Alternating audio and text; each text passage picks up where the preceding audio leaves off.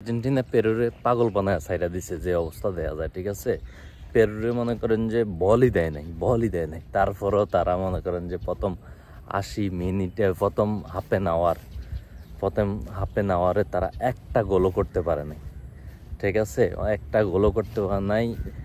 অথচ ওই দিক দিয়ে মনে করেন যে পেরুরে পাগল বানায় দিছে। আর প্লান্টিকের কথা না কইলামই না, ঠিক আছে, এটা আপনারা আসলে জানেন, এটার কথা আর বললামই না।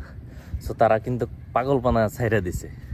ঠিক আছে, তারা পাগল বানায় ছাইরা দিছে পেরুরে।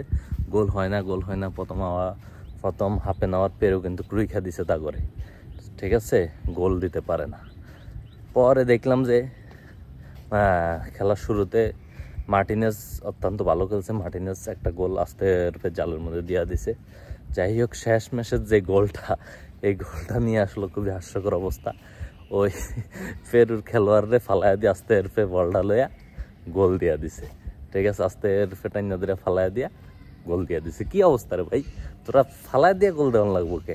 একটু সুন্দরভাবে গোল দে, সমস্যা কি? বাণিজ্য সহকারে গোল দে, সমস্যা তো নাই। আর্জেন্টিনার প্রায় 80% বল ছিল, একদম পুরো বাগানে করে দিছে পেরুরে, পুরো পাগল বানায় ছেড়ে দিছে, কিন্তু গোল দিতে পারে না। এটা দুঃখজনক। পেলান্টিকের কথা কি করেন আপনারা, একটু কয়ে যান পেলান্টিকের কথা, আমি আর কিছু না কই। পেলান্টিক কি অবস্থা এটা আপনারা একটু কয়ে যান তো কমেন্ট বক্সে, ভাইয়ারা দাদুরা।